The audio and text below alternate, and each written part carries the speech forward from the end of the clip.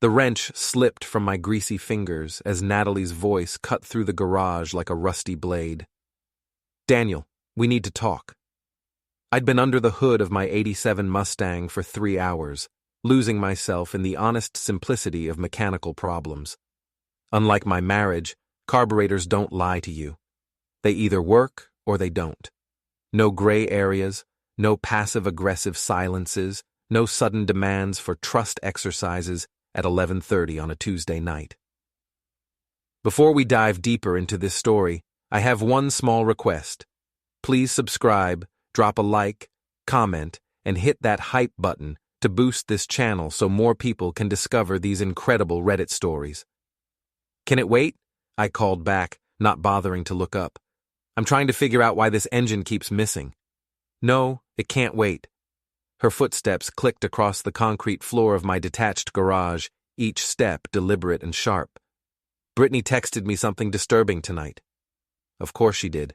Britney Walsh had been stirring up drama since high school, and at 32 she'd turned gossip into an art form. Whatever poison she'd dripped into Natalie's ear tonight was probably half-truth, wrapped in manufactured outrage. I straightened up, wiping my hands on an old shop rag. Natalie stood in the doorway wearing her silk pajamas, arms crossed, blonde hair pulled back in that severe ponytail she favored when gearing up for battle. Her green eyes had that calculating look I'd learned to recognize over our 5 years together. What earth-shattering revelation did Britney share this time? I asked, keeping my voice level. She saw you talking to some woman at Murphy's bar last week, a brunette. Very cozy conversation, apparently.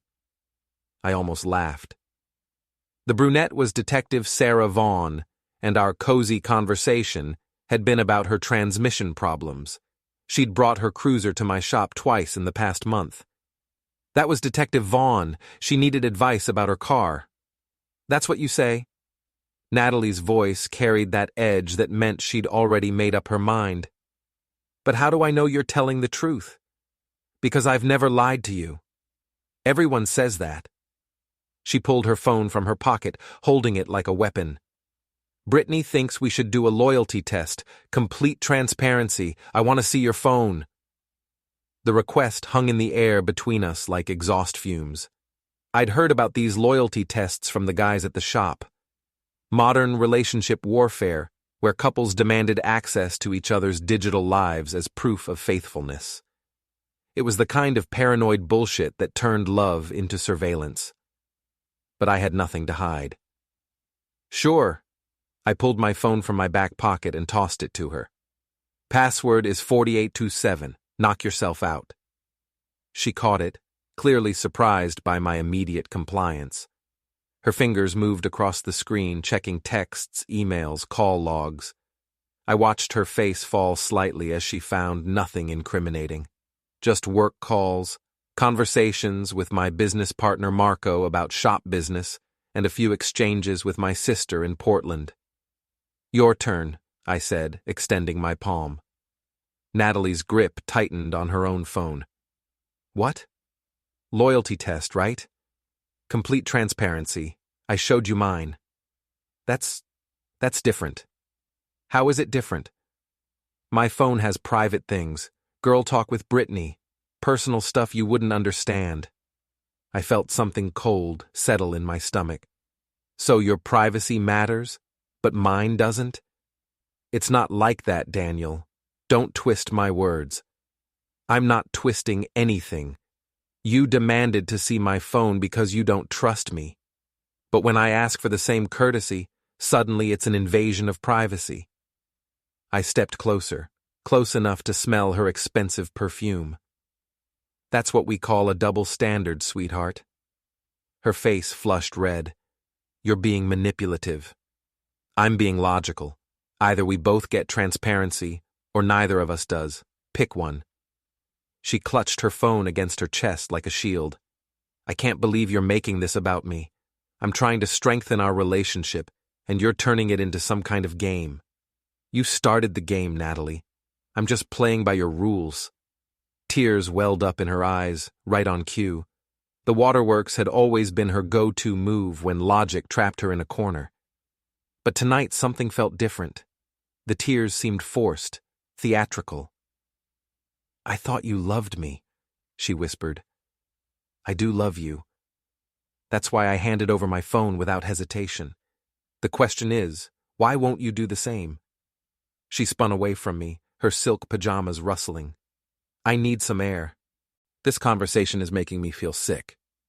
She stormed toward the house, leaving me alone in the garage with my half-repaired Mustang, and a growing suspicion that my relationship was about to need more than a simple tune-up. I was reaching for my wrench when I heard it, a soft buzzing from the workbench. Natalie's phone, forgotten in her dramatic exit. The screen lit up with a notification. "Jake. Missing you already. Tomorrow night can't come fast enough." Jake Foster. I knew that name. Wealthy tech entrepreneur, drove a white Tesla, lived in one of those glass towers downtown. We'd met him at a charity function 6 months ago.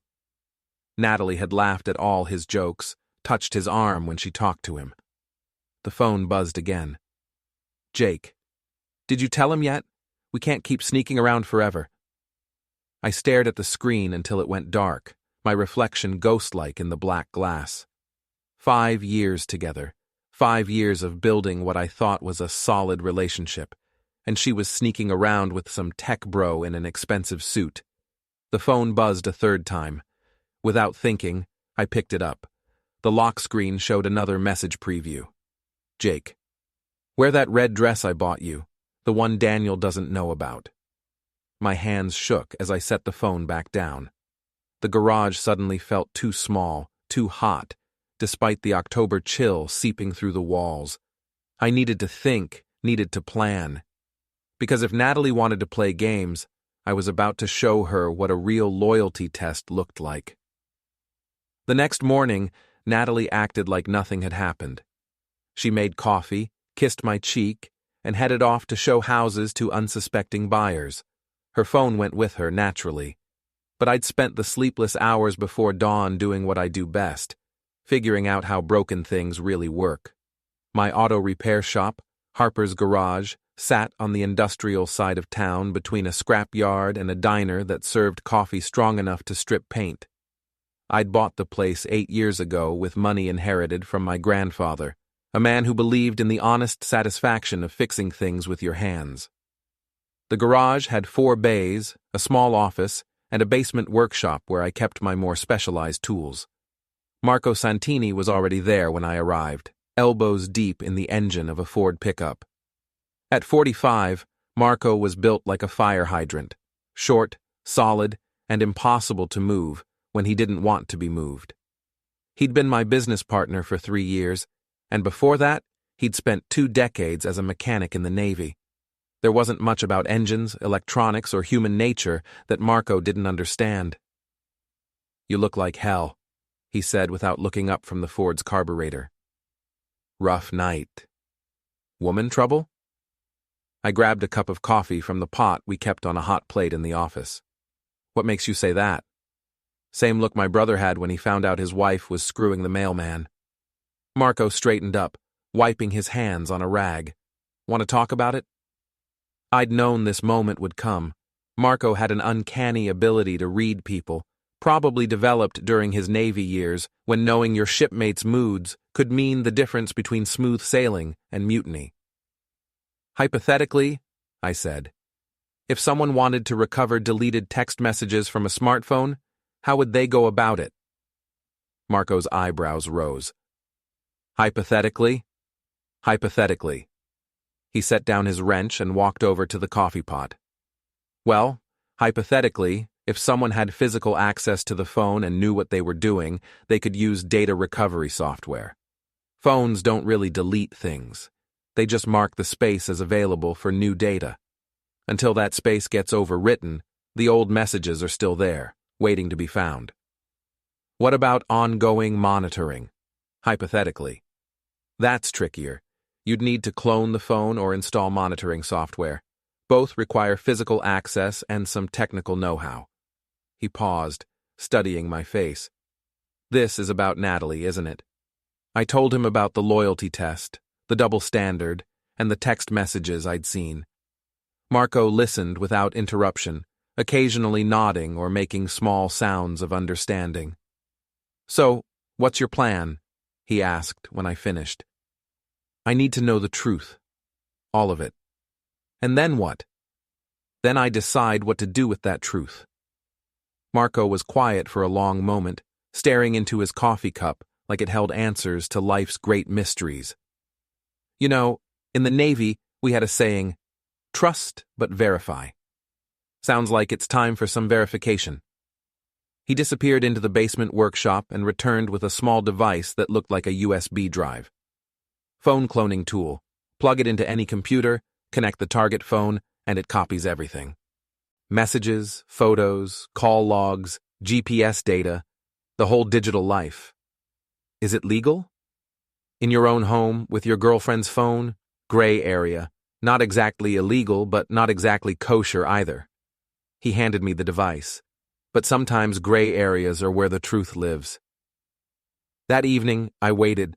Natalie came home at 7, chattering about a difficult client and a house that wouldn't sell. She seemed relaxed, happy even. We ordered Chinese takeout and watched a movie on Netflix, her head on my shoulder like we were still the couple we used to be. Around 10, she announced she was taking a bath. Perfect. Her phone sat on the kitchen counter, charging. I had maybe 30 minutes before she'd wonder where it was. I connected the cloning device to my laptop and plugged in her phone. A progress bar appeared on the screen. Copying data, 15% complete. The bathroom door was closed, water running.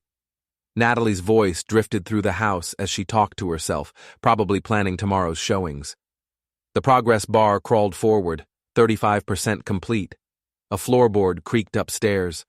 I froze, listening. Nothing. Just the old house settling. 50% complete. The water stopped running. My heart hammered against my ribs. 75% complete. "Daniel?" Natalie called from upstairs. "Can you bring me my phone? I want to check my messages." "Sure, babe, give me a second." 90% complete. Come on. "Daniel?" 95% complete. "Just grabbing it now." 100% complete. Data transfer successful. I disconnected the device, pocketed it, and grabbed Natalie's phone. By the time I reached the bathroom, my breathing was almost normal. "Here you go," I said, handing the phone through the barely cracked door. "Thanks, honey. You're the best." If only she knew. Back in the garage, I opened the cloned data on my laptop. What I found made my stomach turn.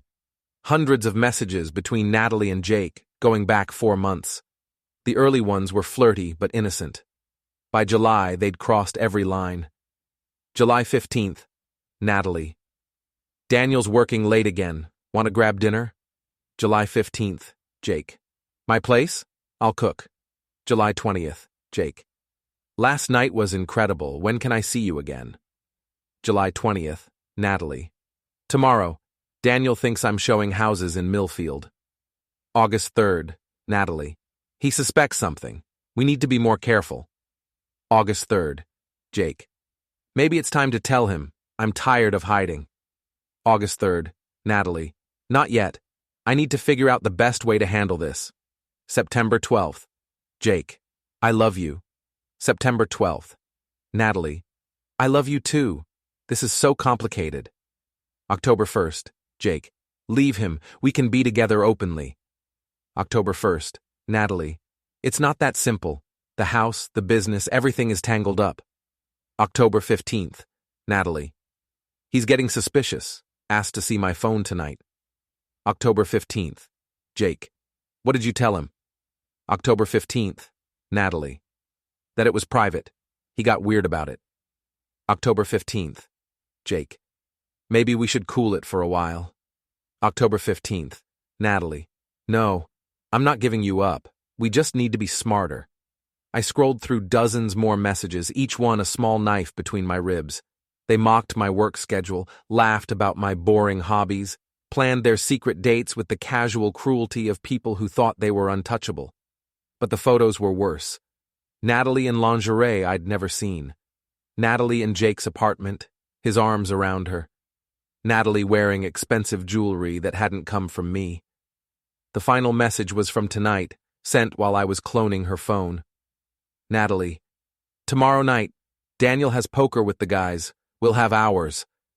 Jake, can't wait. I have something special planned. I closed the laptop and sat in the darkness of my garage, surrounded by the honest smell of motor oil and metal. Outside, a train whistle echoed across the industrial district, lonely and distant. Natalie wanted to play loyalty tests. She wanted to see what I was hiding. Well, tomorrow night, she was going to find out exactly what Daniel Harper was capable of when he stopped playing by the rules. Thursday morning arrived gray and cold, with the kind of October wind that cuts through your jacket and reminds you winter's coming whether you're ready or not. I'd barely slept, my mind churning through possibilities like an engine with bad timing. But by the time Natalie woke up, I had my game face on. "Morning, beautiful," I said, handing her a cup of coffee exactly the way she liked it. 2 sugars, splash of cream. She smiled, still sleepy, hair mussed from the pillow. For a moment, she looked like the woman I'd fallen in love with 5 years ago. Before the lies, before Jake, before everything turned complicated. "You're up early," she said, settling at the kitchen table. Couldn't sleep. Kept thinking about our conversation the other night. Her body tensed slightly. "Oh? You were right. Trust is everything in a relationship. I was being defensive about the phone thing." She studied my face, looking for the trap. "Really?" "Really. If you need to check my phone sometimes, that's fine. I want you to feel secure." I paused, letting the words sink in. I guess I just wish the trust went both ways. It does go both ways, Daniel. Does it? Because you still haven't shown me your phone. She set down her coffee cup with deliberate care. "I told you, there are private things. I know what you told me. But Natalie, if we're going to make this work, we both need to be completely honest with each other." The irony wasn't lost on me. Here I was, talking about honesty while sitting on a phone full of cloned data that proved she was cheating. But sometimes you have to fight fire with fire. "What are you saying?" "I'm saying I love you enough to be completely transparent.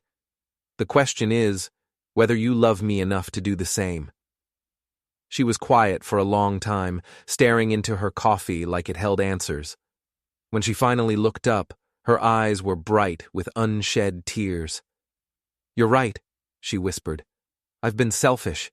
It's just, there are things I've said to Britney about our relationship. Private things. I was embarrassed for you to see them."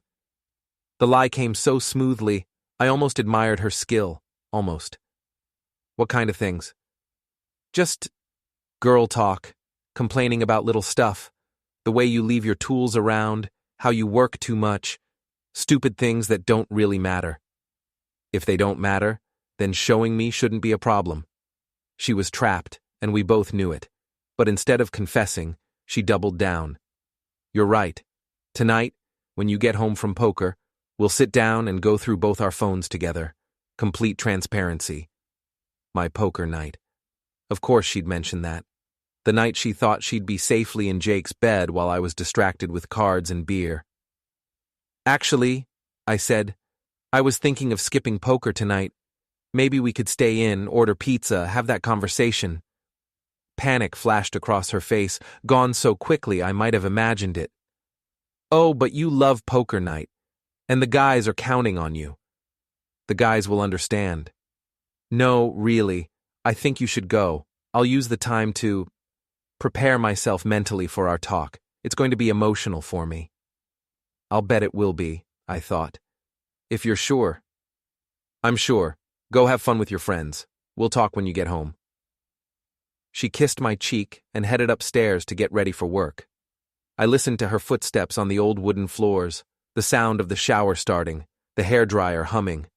Normal morning sounds from a normal life that was anything but normal. At the shop, Marco took one look at my face and poured 2 cups of coffee without being asked.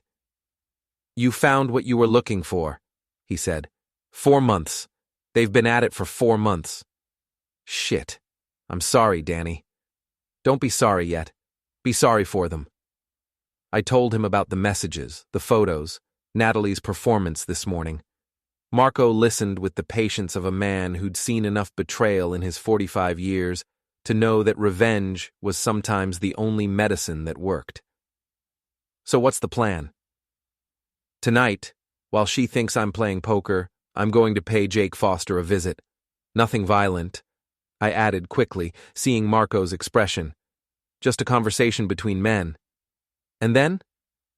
Then I'm going to give Natalie the loyalty test she's been asking for. That afternoon, I did something I'd never done in 8 years of running Harper's garage. I closed early. Marco understood. Some things were more important than business. I drove to Jake's building, a gleaming tower of glass and steel that screamed money and pretension. The Tesla was in the parking garage, white and pristine like its owner's carefully constructed life. I parked my truck nearby and settled in to wait. At 6:15, Jake emerged from the elevator, checking his phone as he walked. He was exactly what I'd expected. Tall, lean, wearing a suit that probably cost more than most people made in a month. His dark hair was perfectly styled, his shoes polished to a mirror shine. He looked like the kind of man who'd never had grease under his fingernails or calluses on his palms. He was also the kind of man who was about to learn what happened when you messed with the wrong mechanic's girlfriend. I got out of my truck and approached him as he reached the Tesla. "Jake Foster?" He looked up, startled. "Yes?" "Daniel Harper. I think we need to talk." Recognition dawned in his eyes, followed quickly by fear. He glanced around the parking garage, probably looking for security cameras or witnesses. There were both, which was fine by me. I wasn't planning to do anything that couldn't be explained later. "I don't think we have anything to discuss," he said, his voice carefully controlled. "Oh, but we do. See, I know about you and Natalie." His face went pale. "I don't know what you're talking about." I pulled out my phone and showed him one of the photos from Natalie's cloned data, the two of them together in what was obviously his apartment. His expensive confidence crumbled like a house of cards. "How did you—" "Doesn't matter how. What matters is what happens next. Look, Daniel, I can explain." "No need. I understand the situation perfectly.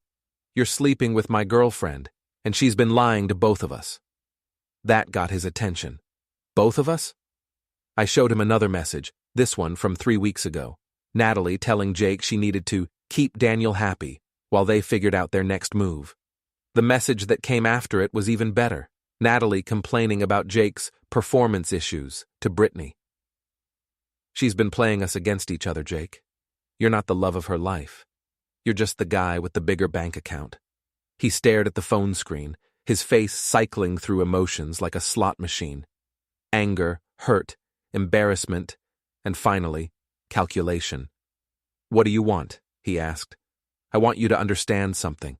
Tomorrow, Natalie is going to try to manage this situation. She'll probably tell you I found out and that you need to lay low for a while. Maybe she'll promise to leave me soon, when the time is right. And I want you to remember this conversation when she does. I want you to remember that she's been laughing about you behind your back, just like she's been laughing about me." I put my phone away and stepped closer. Jake tensed, but I kept my hands visible and my voice calm. "Here's what's going to happen, Jake. You're going to go upstairs and think about whether you really want to be with a woman who's capable of this level of deception. And tomorrow, when she calls you, you're going to make a choice." "What kind of choice?" "The smart kind. The kind that doesn't involve getting any deeper into this mess." I turned to walk away, then stopped. "Oh, and Jake? That red dress you bought her? She told me it was a gift from her mother." I left him standing next to his pristine Tesla, staring at his phone like it might explode in his hands. Phase 1 was complete. Now came the hard part. Murphy's Bar sat on the corner of Industrial and 5th, a working-class establishment that served beer in honest glasses and didn't pretend to be anything more than what it was. The Thursday night poker game had been running for 6 years, ever since Tommy Chen opened the back room to regulars who wanted to play cards without the hassle of driving to the casino. I'd been part of the game since the beginning, along with 5 other guys from the neighborhood. We played for small stakes, $20 buy-in, friendly competition, nobody going home broke. It was more about the camaraderie than the money.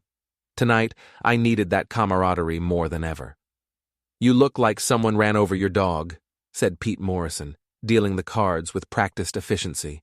Pete ran a plumbing business and had the kind of steady hands that came from 20 years of fixing other people's problems.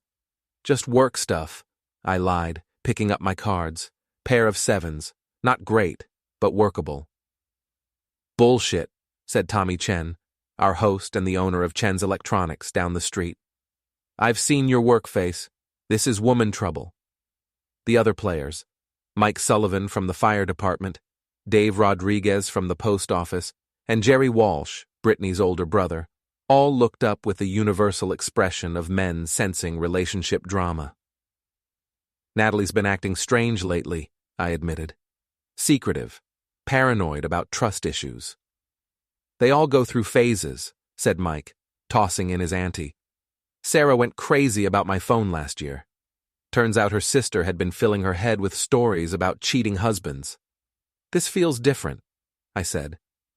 Jerry Walsh shifted uncomfortably in his chair. At 35, Jerry was the responsible sibling in his family, the one who'd stayed in town and built a decent life while Britney bounced from drama to drama. He knew better than anyone how his sister's poison could spread. "Britney mention anything to you about Natalie?" I asked him directly. Jerry's poker face cracked slightly. "Why would you ask that?" "Because your sister seems to know things about my relationship that I don't." The table went quiet. In small towns, everyone knew everyone's business, but there were rules about how information got shared. Jerry was caught between loyalty to his sister and respect for a friend. "Look, Danny," Jerry said finally, "Britney talks a lot. Most of it's just gossip and speculation. But not all of it. Not all of it." Pete dealt the flop, 7 of clubs, queen of hearts, 2 of diamonds. My pair of 7s just became 3 of a kind. Sometimes luck comes when you need it most. "What did she tell you?" I pressed. Jerry looked around the table, seeking support that wasn't coming. The other guys were studiously examining their cards, but I could feel their attention focused on our conversation. "She said Natalie's been spending time with someone." "Someone have a name?" "Jake Foster, that tech guy with the white Tesla." The confirmation hit me like a punch to the gut, even though I'd already known the truth. Hearing it from Jerry made it real in a way the cloned messages hadn't. "How long has Britney known?" "Couple months, maybe. She saw them together at that new restaurant downtown.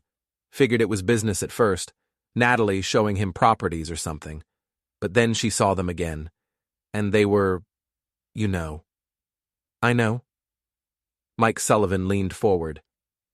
"Danny, I'm sorry, man. That's rough." "What are you going to do?" asked Dave. Good question. What was I going to do? The original plan had been simple. Confront Natalie with the evidence, demand the truth, figure out how to move forward. But sitting in Murphy's back room, surrounded by guys who'd become friends over 6 years of Thursday nights, I realized I wanted more than just the truth. I wanted justice. "I'm going to give her exactly what she asked for," I said. "Complete transparency." "Meaning what?" Tommy asked. "Meaning she's about to find out what happens when you demand loyalty tests from someone who actually knows how to run them." I bet aggressively on my 3-7s, and everyone folded. Sometimes the best strategy is to let people think they know what you're holding while you plan your real move. The game broke up around 11. Jerry Walsh pulled me aside as we were leaving. "Danny, I'm sorry about this. If I'd known Britney was going to stir up trouble." "This isn't Britney's fault, Jerry. She didn't make Natalie cheat. She just happened to catch her at it." Still, family loyalty and all that. I should have said something sooner. Actually, you just gave me an idea. How would you feel about helping me teach your sister a lesson about the consequences of spreading gossip? Jerry's eyes lit up with interest. What kind of lesson? I told him my plan. By the time I finished, he was grinning like a man who'd been waiting years for the chance to knock his troublemaking sister down a peg. Count me in, he said. Britney's had this coming for a long time.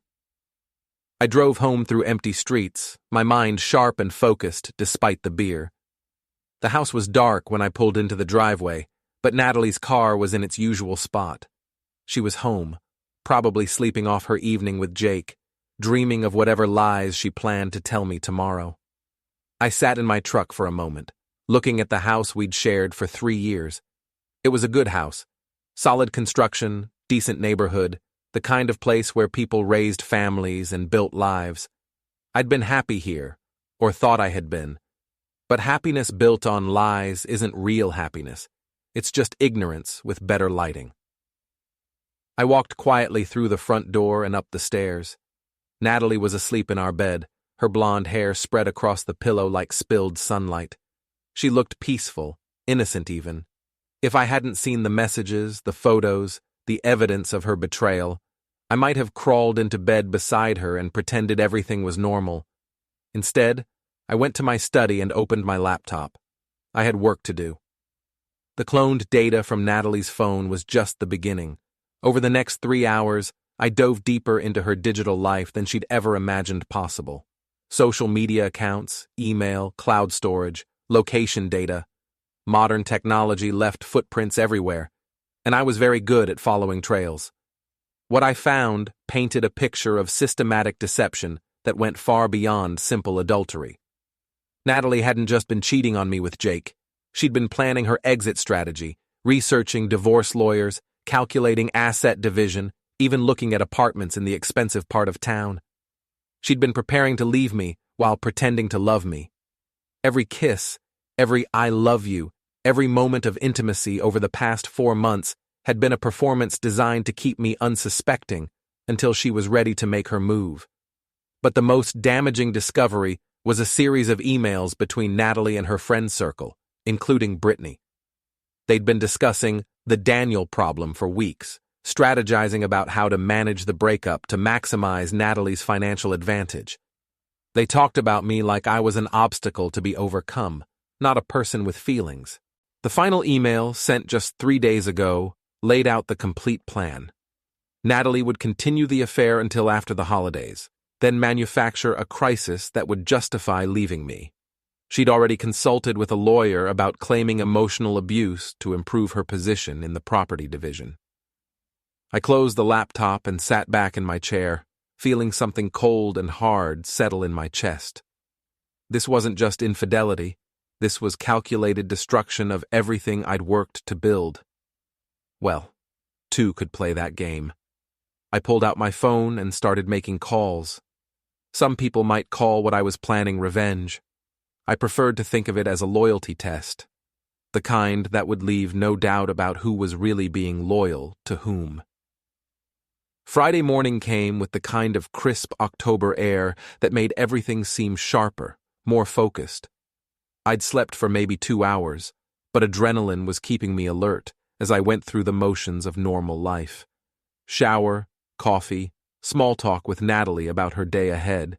She was nervous, I could tell. She kept checking her phone, probably waiting for messages from Jake about their interrupted evening. She didn't know yet that Jake had spent the night reconsidering his life choices.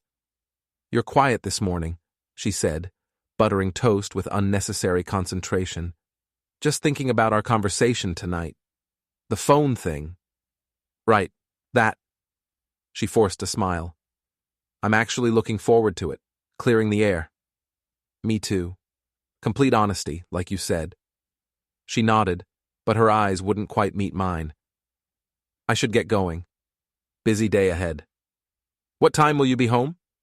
5:30, maybe 6. We can order Chinese and have our talk." "Perfect."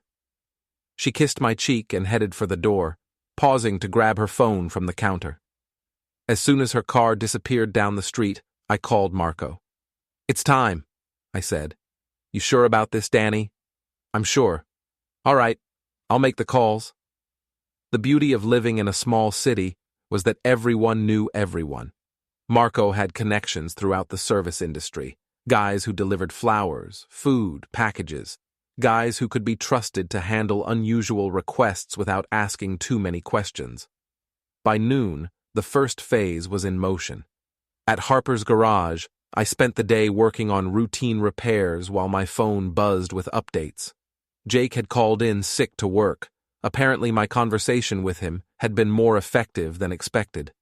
Britney had been trying to reach Natalie all morning, probably panicking about something she'd heard through the gossip network. And Detective Sarah Vaughn had stopped by to pick up her cruiser, giving me the perfect opportunity to mention that I might need a favor soon. "Nothing illegal," I assured her. "Just might need a witness to verify some things." Sarah had known me for 3 years, ever since I'd started servicing the police department's vehicles. She was a good cop and a straight shooter, the kind of person who understood that sometimes the law needed help finding justice. What kind of things? The kind that involve people learning the consequences of their actions. She studied my face with cop's eyes, reading the story written there. Woman trouble? Woman solution. As long as nobody gets hurt. The only thing getting hurt is some people's pride. At 4 o'clock, I closed the garage and drove home to prepare. Natalie's car was already in the driveway. She was early, probably eager to get through our honest conversation, so she could figure out her next move. I found her in the kitchen, pacing like a caged animal. Her phone was buzzing constantly, but she was ignoring it. "You're home early," I said. "Slow day. Thought we could get started on our talk." "Actually, I think we should wait a little longer. I invited some people over." Her face went pale. "People? What people?" "Friends. People who care about us. I thought having witnesses would help keep us both honest." "Daniel, this is supposed to be private." The doorbell rang, cutting off her protest. I smiled and walked to the front door, Natalie trailing behind me like a woman walking to her execution. Jerry Walsh stood on the porch, grinning like a man about to watch his favorite movie. Behind him were Pete Morrison, Mike Sullivan, and Tommy Chen from the poker game. And behind them, looking confused and slightly annoyed, was Britney Walsh. "Come in, everyone," I said. "Thanks for coming on short notice." "What the hell is this?" Britney demanded, pushing past her brother. "Jerry said you needed to talk to me about Natalie, but he wouldn't say what about." "All in good time. Let's get everyone settled." I led the group into the living room, noting how Natalie had positioned herself near the back door like she was planning an escape route. Her phone was buzzing non-stop now, probably Jake trying to reach her. "Daniel," Natalie said, her voice tight with panic, "I don't understand what this is about." "It's about honesty, sweetheart. You've been asking for complete transparency in our relationship. Well, tonight, you're going to get it." I pulled out my laptop and connected it to the big screen TV. The first image that appeared was a photo from Natalie's phone. Her and Jake at dinner, clearly intimate, clearly not discussing real estate. Natalie gasped. Britney's mouth fell open. The guys from poker looked uncomfortable but grimly satisfied. "This was taken 6 weeks ago," I said. "At Chez Laurent downtown. Britney, you were there that night too, weren't you? Table near the window?" Britney nodded mutely. "And you saw them together. But instead of telling me, you decided to use the information to create drama, to test how far you could push things before someone got hurt." "Daniel, please," Natalie started. "I'm not done." I clicked to the next image, text messages between Natalie and Jake. 4 months of messages, 4 months of planning, lying, and laughing about how stupid I was for not noticing. I read some of the messages aloud, watching Natalie's face crumble with each revelation. The guys from poker shifted uncomfortably, but they stayed. They needed to hear this as much as she needed to be exposed. "But the really interesting part," I continued, is what you were telling your friends about me. I clicked to the email exchanges between Natalie and her circle, including Britney. The conversations about the Daniel problem, the plans for managing the breakup, the casual cruelty of people who thought they were untouchable. Britney went white as I read her own words back to her, suggestions about how Natalie could maximize her advantage in a divorce, advice about documenting emotional abuse that had never happened. You see, everyone, I said, looking around the room, this wasn't just about an affair. This was about systematic deception designed to destroy my life while making it look like my fault. Natalie was crying now, but they were tears of humiliation rather than remorse. How did you get all this? You violated my privacy. I gave you a loyalty test, remember? You wanted complete transparency. Jerry Walsh was staring at his sister with disgust. Britney, what the hell were you thinking? I was trying to help. Help who? Help destroy a good man's life for entertainment? Mike Sullivan stood up. I think we've seen enough, Danny. This is between you and Natalie now. Actually, there's one more thing. I pulled out my phone and dialed a number. Jake, it's Daniel. I think you should come over. Natalie's here, and we're having that honest conversation she's been wanting. Natalie lunged for the phone, but I stepped away. He'll be here in 20 minutes. Plenty of time for you to explain to everyone how this was all just a misunderstanding. The next 20 minutes were the longest of Natalie's life. She tried everything: denial, anger, bargaining, blame-shifting. She accused me of entrapment, of violating her rights, of being controlling and manipulative. The guys from poker listened to it all with the grim satisfaction of men who'd seen justice served. Britney tried to leave twice, but Jerry blocked the door. You wanted to watch the show, sis. Now you get to see how it ends. When Jake arrived, he looked like a man walking to his own funeral. He'd clearly spent the day thinking about our conversation in the parking garage, and the conclusions he'd reached weren't flattering to anyone involved. Natalie, he said quietly, we need to talk. Jake, thank God. Tell them this is all a misunderstanding. Tell them we're in love. Jake looked at her for a long moment, then at the evidence displayed on the TV screen. Are we? Because I've been reading through our messages today, and I'm starting to think I was just another mark in your game. That's not true, isn't it?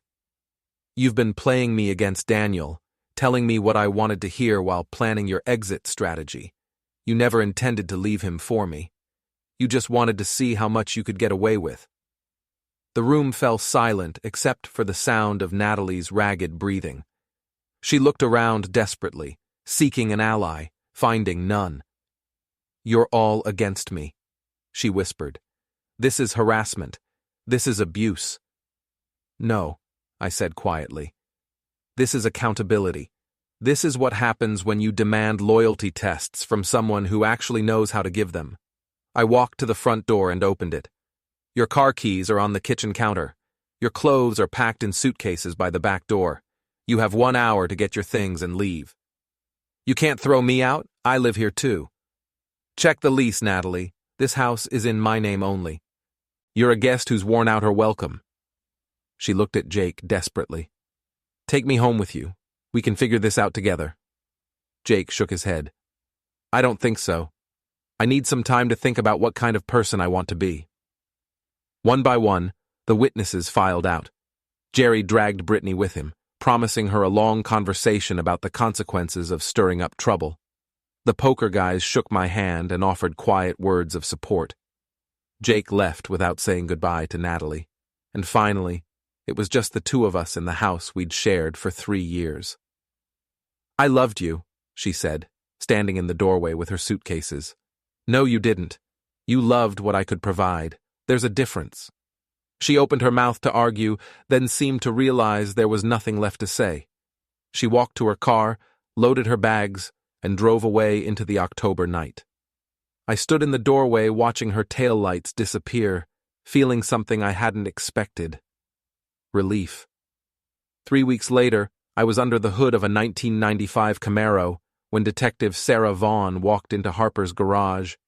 She was out of uniform, wearing jeans and a sweater, but she still carried herself like a cop. "Got a minute, Danny?" I straightened up, wiping my hands on a shop rag. "Always got time for you, Sarah. What's up?" "Heard you had some excitement at your place a few weeks back. News travels fast in this town. Jerry Walsh can't keep his mouth shut when he's drinking. Says you put on quite a show for Natalie and her boyfriend." I shrugged. "Just gave her the loyalty test she'd been asking for." Sarah smiled. "Heard it was pretty thorough. Also heard she's been telling people you violated her privacy. Maybe broke some laws getting that information." "Did I?" "That's what I came to ask. Because if you did, I'd have to do something about it. But if you didn't..." I cloned data from a phone that was in my own house, used by someone who lived there with my permission. I didn't hack anything, didn't break into anything, didn't violate any systems I didn't have legitimate access to. I paused. Course, I'm not a lawyer, but I did consult with one before I acted. Smart man. And the public humiliation? She asked for complete transparency. I gave it to her. Everything I showed those people came from her own phone, her own messages, her own choices. Sarah nodded approvingly. Heard Jake Foster's been having some business troubles too. That was true. Word had gotten around about Jake's involvement with a married woman, and his business partners hadn't been impressed. Tech entrepreneurs depended on their reputations, and Jake's had taken a serious hit. He'd been forced to sell his stake in the company and leave town. "Can't say I'm sorry to hear that," I said. "And Britney Walsh got fired from her job at the bank." That was also true. Jerry had made sure his sister's role in the whole mess became public knowledge, and the bank had decided they didn't want an employee who made a hobby of spreading malicious gossip about customers. "Consequences," I said. "People seem to forget that actions have them." "What about Natalie? What about her? Heard she's having trouble finding work. Real estate's a small community, and word gets around about agents who can't be trusted." I hadn't orchestrated that part, but I wasn't surprised. Natalie's behavior had revealed something fundamental about her character, and people in business didn't like working with someone who might betray them for personal advantage. Like I said, consequences. Sarah was quiet for a moment, studying my face. "You know, most men in your situation would have just confronted her privately, maybe thrown her out, moved on with their lives. Most men don't get played for fools for 4 months while their girlfriend plans to destroy them financially and emotionally." True.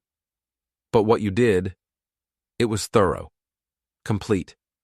You didn't just expose her cheating, you dismantled her entire support network, destroyed her reputation, made sure everyone knew exactly what kind of person she was. I gave her what she asked for. Complete transparency. That's one way to look at it. Sarah smiled. Another way is that you're a lot more dangerous than you look, Danny Harper. Dangerous to people who lie, cheat, and manipulate others for their own gain? Yeah, I guess I am.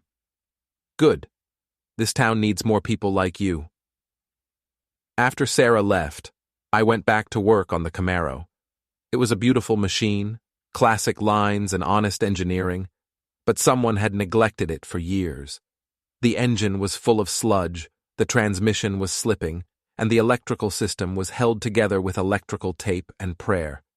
But underneath all the damage, the bones were solid. With enough work, enough patience, enough care, it could be restored to something better than it had ever been. Kind of like my life. Marco came back from lunch carrying 2 cups of coffee and a bag of sandwiches from the deli down the street. "Sarah Vaughn was here," he said, handing me a cup. "Yeah, just checking to make sure I hadn't broken any laws." "And had you?" "Nope. Everything I did was legal, if not exactly conventional." "Conventional's overrated." Marco bit into his sandwich. "You hear about Natalie's new living situation?" I hadn't, but I was curious. "What about it?" "She's living with her mother. Apparently, Jake's not the only one who decided she wasn't worth the trouble. Her whole friend group has basically ghosted her." That wasn't surprising. When people realized they'd been part of a conspiracy to destroy an innocent person's life, they tended to distance themselves from the ringleader. Nobody wanted to be associated with that level of calculated cruelty. And Britney? Jerry says she's thinking about moving to Portland. Fresh start, new job, away from everyone who knows what she did. Probably for the best. We ate our lunch in comfortable silence, surrounded by the honest sounds of working machines and the smell of motor oil. Outside, October was giving way to November, and the first snow of the season was forecast for the weekend. I was looking forward to winter. There was something clean about snow, the way it covered everything in fresh white and gave the world a chance to start over. My phone buzzed with a text message. For a moment, my heart rate spiked, old habits from the weeks when every message might have been another lie from Natalie. But it was just a customer asking about a brake job. Normal business from normal people living normal lives. I typed back a quote and a time estimate, then put the phone away and got back to work on the Camaro. By closing time, I'd made real progress. The engine was running smooth, the transmission was shifting properly, and most of the electrical gremlins had been exercised. Tomorrow I'd start on the bodywork, sanding away years of rust and neglect to reveal the clean metal underneath. It would take weeks, maybe months to get it perfect. But I had time now. I had focus. I had a future that belonged entirely to me. As I locked up the garage and headed home, I thought about loyalty tests and the different ways people administered them. Natalie had used hers as a weapon, a tool for creating drama and maintaining control. She'd never really wanted honesty. She'd wanted power. But real loyalty tests weren't about power. They were about truth, about finding out who people really were when the masks came off and the games ended. I'd given Natalie the most thorough loyalty test of her life, and she'd failed it spectacularly. But in the process, I'd learned something valuable about myself. I was stronger than I'd thought, smarter than people assumed. And when someone pushed me far enough, I was absolutely ruthless in pursuing justice. The house felt different now, cleaner, quieter, more honest. I made dinner, watched a movie, went to bed early. Simple pleasures from a simple life that belonged entirely to me. Outside, the first snowflakes of winter began to fall, covering the world in fresh, white possibility. And somewhere across town, Natalie was probably lying awake wondering how everything had gone so wrong so fast. She'd asked for a loyalty test. I'd given her one she'd never forget.